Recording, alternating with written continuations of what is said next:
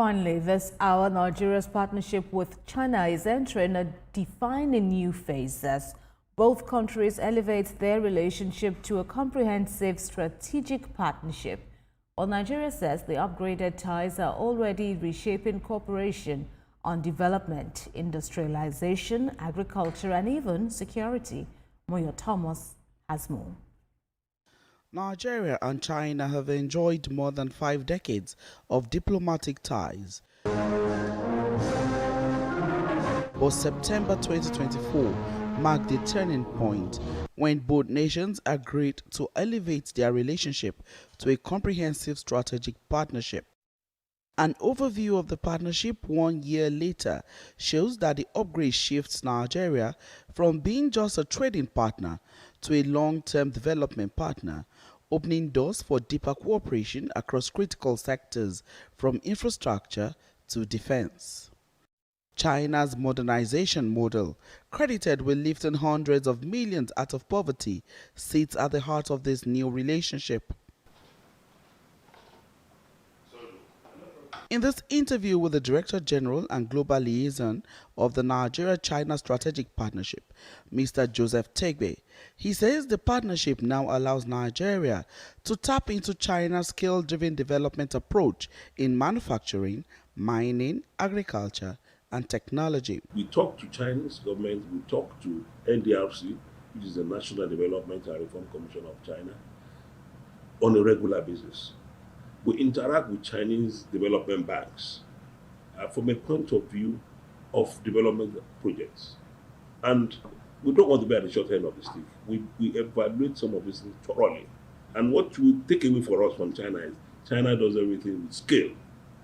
Chinese companies are now moving beyond retail trade to set up assembly plants, agro-processing centers, and renewable energy projects.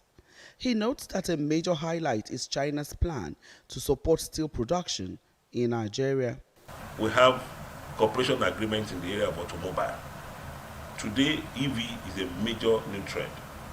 And today we have companies that are going to establish themselves in Nigeria. I'm not talking about trading, I'm talking about manufacturing. Another major success we've had is with the support of China. We're looking at Ajaokuta. Ajaokuta was built in the 70s. We have abandoned it since 1984. Today, Chinese companies have come, evaluated it, they've given us technical assessment reports. They are very much interested, they are ready to invest money, and we're at a very advanced stage. Now you know what production of steel in Nigeria will do to our industrialization.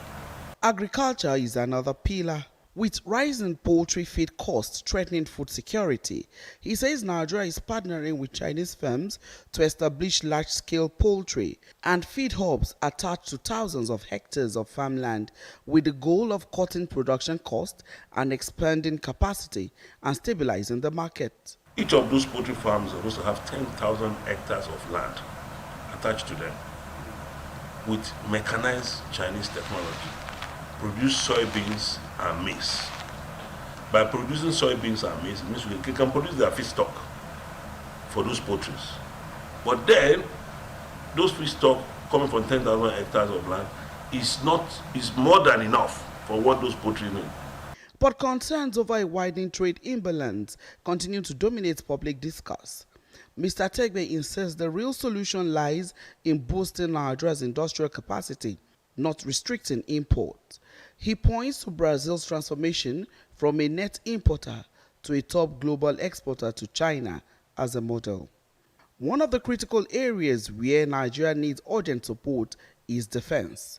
Mr. Tegbe says the strategic partnership also covers defense cooperation, and Nigeria is already procuring more military hardware from China as part of efforts to strengthen internal security operations. Looking ahead, he says, Nigeria's priority for 2026 will focus on industrialization, agriculture, power, renewable energy, mining, and technology-driven education, with Chinese investors expressing interest in multi-billion-dollar manufacturing plants. The government believes the relationship is shifting into a results-driven phase. Moyo Thomas, TVC News, Abuja.